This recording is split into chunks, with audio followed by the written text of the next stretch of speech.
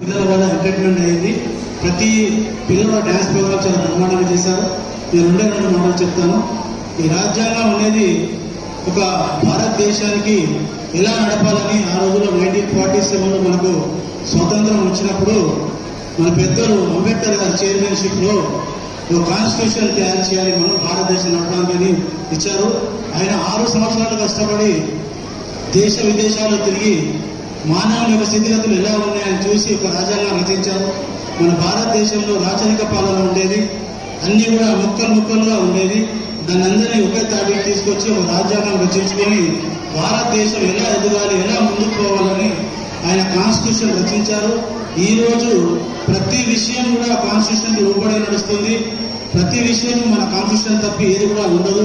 దాంతో చట్టాలు వచ్చాయి. ఆ చట్టాల ప్రకారంగా మన ప్రభుత్వాలు, మన జీవన వ్యవస్థ, మనకు రావాల్సిన హక్కులు